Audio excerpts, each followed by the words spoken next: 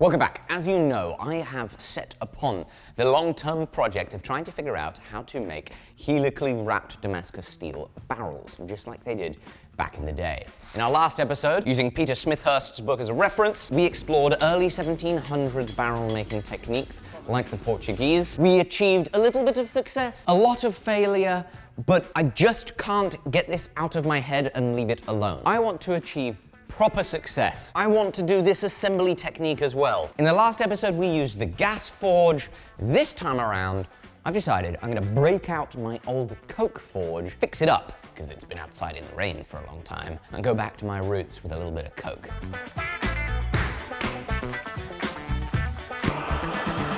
This brings me back to my childhood, although I didn't have one of these map gas torches.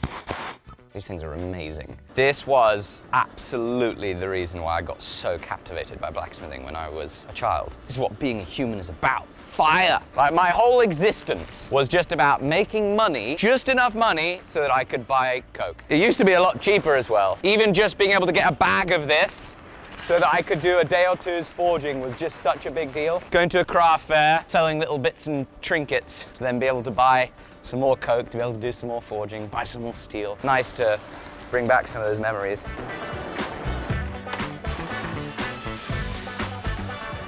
Ah, for f***'s sake. God, tell me it's been a while since you've worked in a coke forge. I just burnt it. So the whole reason that we're using coke is that it gets significantly hotter. That's also the challenge and danger of using coke, is it'll get so hot it'll burn your material. I'm gonna cut a new piece.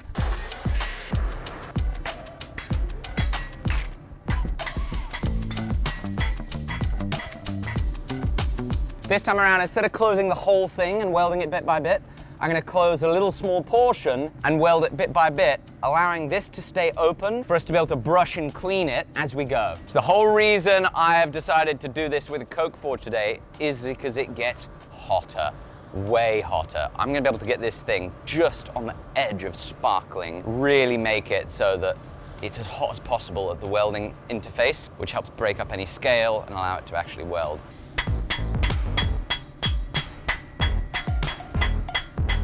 Yeah, baby. Oh yeah, that felt way better.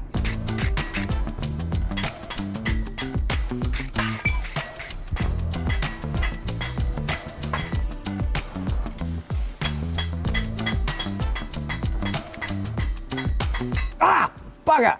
Look at that. It's opened up. It's not welded, it's opened up immediately. Oh, that's unfortunately not any better than with a gas forge so far. You need a bit of help? You got a pipe. Byproduct of forging with coke is as it burns, it forms clinkers. Now, clinkers, you'll have heard us talk about them when we visited Ben with the steam locomotives. Just all the residual impurities, right? This actually looks to be incredibly dirty coke because this whole fire pot is filled with them. Look how dirty and ashy that is. Ashy fire like that is not good for welding in, so I need to get a shovel of some sort. I don't have a shovel for this. What the hell am I going to use? Oh, brilliant. So this is the type of thing that could definitely influence our lack of ability to get a nice forge weld. Well, you're blaming the fire, not the fact that you haven't got a pipe or a mustache.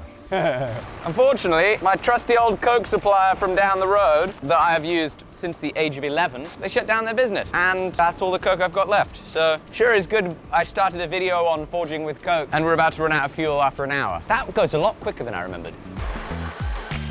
Since we're low on fuel, I'm going to get it bent and shaped from the gas forge, and then we'll do the welding in the coke forge. Gonna give me a warning? I thought you were always ready. A man of continuous preparedness, Jamie. I was d***ing around trying to do a one-arm pull-up. Yeah, well, that was never gonna work, was it? What do you mean?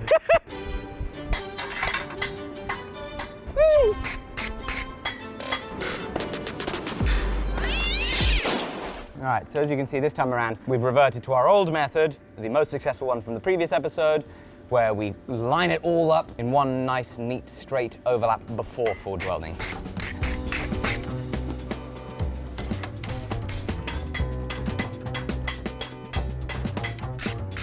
This is the key to success, is Yes. you need a pipe. If you're going to be a good striker, Need a you pipe. need a pipe. Just peeled open like a banana. I knew I should have bought some tobacco. I can't believe you do that to me, Jamie. You're just half committed to the bit.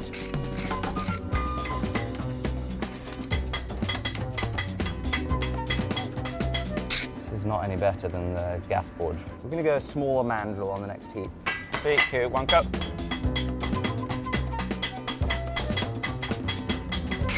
Maybe we've got it welded. It's rough as bloody chestnuts, but maybe. Ah, my face! We might have just broken my glasses.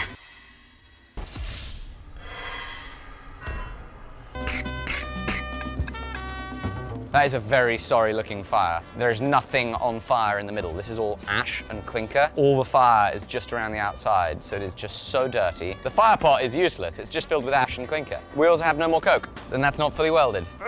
So, the options are go to the petrol station and buy some charcoal. 2, call a local blacksmith and see if I can go buy some coke from them. We're back! So it turns out just down the road is a coal merchant and they sell anthracite. I've forged with anthracite before. It's not quite coke, and obviously it's in much larger chunks than our coke comes, so that's something that's not ideal. We don't know how well it's going to forge weld. In the past, my experiences with anthracite have been it's kind of a little bit of an ashy forging fuel, but it's what we've got today. And where do you reckon this stuff comes from, Jamie? Wales. Did you just say Wales? Yeah. How did you know? Because. How could you just guess that first time? It's just obvious, isn't it? How is that obvious? Well, you don't know where anthracite comes from. Well, anyway, to me, I thought it was really special that this was mined here in the UK, in Wales. There is still a mine getting this stuff up out of the ground. You know what we need to do, Jamie? We need to go and find that mine, and we need to go explore one of the last remaining UK coal mines. It's not going to be many years before that is something that's just relegated to history, so we should try and organise a tour. Let's light the forge, see what we think about forge welding with anthracite. We're now like properly in the full sun, which is the worst type of condition to be doing forge welding in, because there's so much light coming that you really can't read the temperature of the metal very well. We see, the trouble is it looks really, really cold right now. It only looks red, but it actually might be a high orange. We just can't tell because it's so overexposed.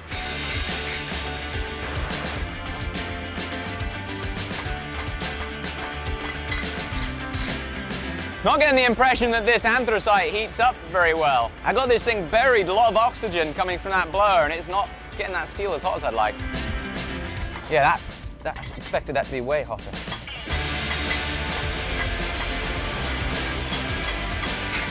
So this is the last little vestige of seam I'm trying to close up here. It's possible that's just the edges and you could grind through it, I don't know. I'm not a fan of this anthracite. It just does not seem like it conducts heat to the part at all as effectively as coke. And the trouble is, you get too much air to it, it just throws the little chips everywhere. Look at how much dirt there is on there from the fire. And that seam did not close up on that heat.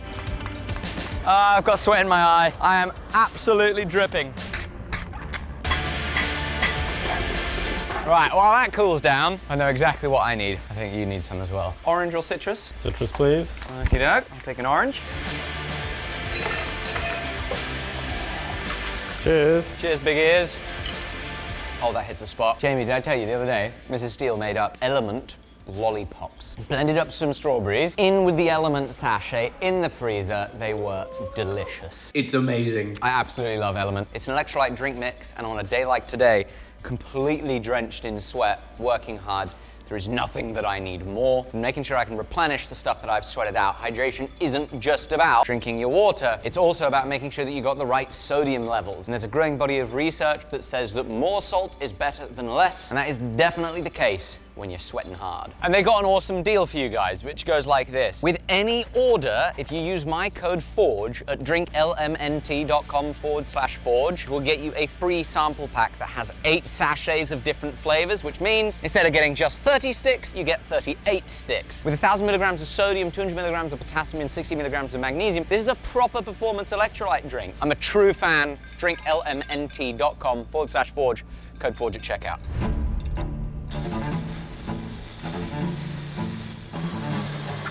Bugger! Even the areas I thought were half decent. Oh, hot, hot, hot, hot. Even in the areas I thought were half decent, right in there, that's not welded. 3/4 of that seam is unwelded. This is actually worse than the last example from the gas forge welding. There is one other potential option until more coke arrives. That is charcoal. Second errand of the day.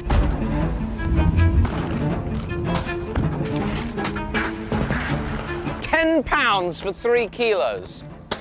Whoa! I've checked these fire bricks here because, you know, just like when you have a barbecue with charcoal, that fire will spread really, really wide. I'm hoping the fire bricks are going to keep it a little bit more contained.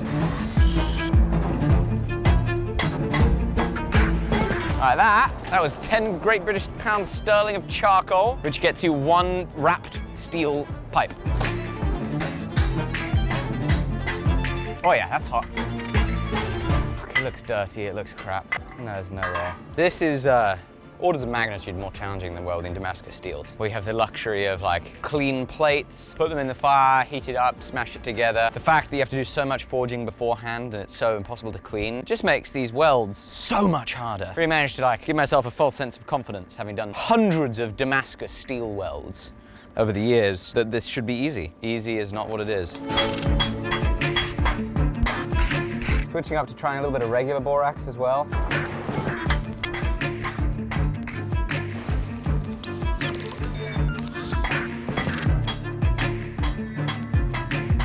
Ah! I've had no more success with charcoal. It's another failure. Worst looking one of all of them.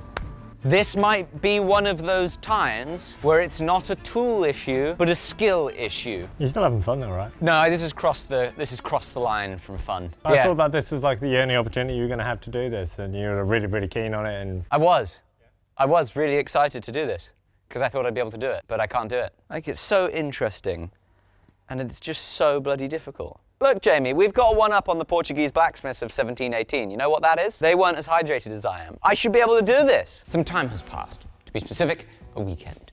So I've had some time to ruminate. There's also another thing, which is, a few weeks ago, I discovered I've got a hernia at the ripe old age of 27. And none of my physical activity, like running or climbing, irritates it at all. But after the forging that we did the other day, you know, just trying to make some barrel tubes, that was actually the first time that I had felt discomfort, which is really convenient when we were setting out on a project to do a whole lot of hand forging. So that made me a little bit panicked, because I'm like, well, shoot, what are we going to do to finish off this video, because I need to do some hand forging. But then I've got another consideration, which is... you can't hand forge a barrel. Well, not very well, clearly, because so far it hasn't been successful, right? So far I have not been able to get a successful weld down this tube. I need to bloody figure out how to do this stuff, because it's definitely a skill issue. And having thought more about that, I've decided I need to make a tool so that I can use that tool to hopefully take some responsibility off this tool's shoulders. We make ourselves a swaging die so that we can weld this in top and bottom swages. More contact and way faster hammer blows.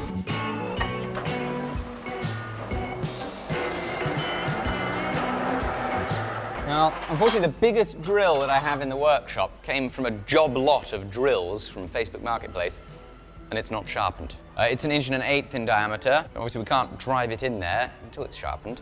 And this is actually going to be the largest drill bit sharpening I've ever done. Blue. Roll call. Roll call.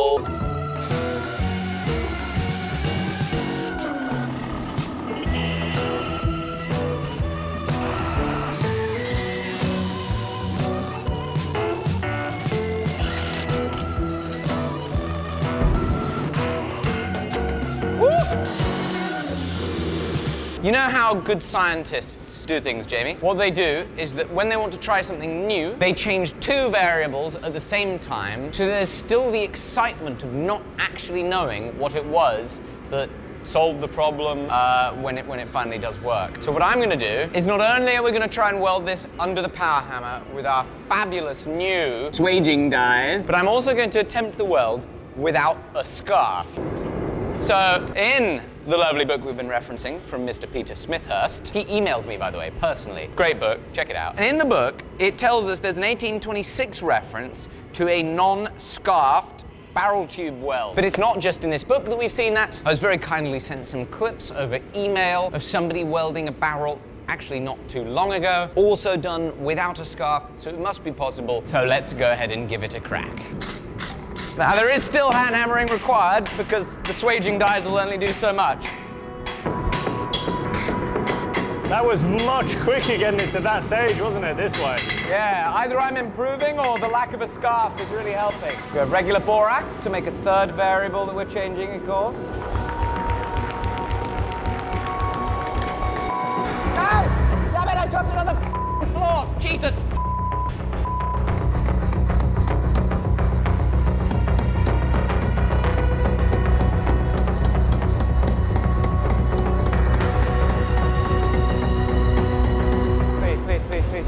please, please, please, please. Please, please, please, please, please. Where did the tongs go? Everything just exploded.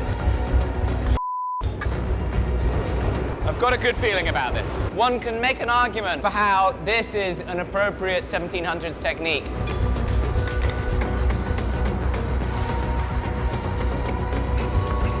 This is the cleanest any of our stuff has looked so far.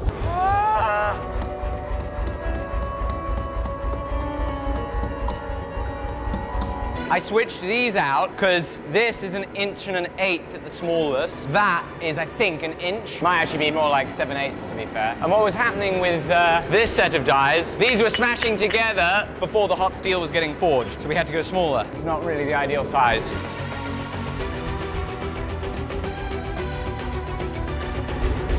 We've done it. Looks great until you spot this 1st inch and this 1st inch. Maybe it's good in the middle? In between those fingers, that is exactly what I want to see. Nothing. We took this much off each end. The result is pretty bloody good. That is about as good of a weld as I think I could possibly expect. That means, Jamie, according to my measurements, we've got 7 inches of properly forge welded no. It's not Damascus. Mild steel barrel tube. I could be completely comfortable with having a little bit of failure on the end and needing to cut it off and trim it off. That's normal. Even a regular Damascus steel billet with all the cleaning in the world, the end is always crap.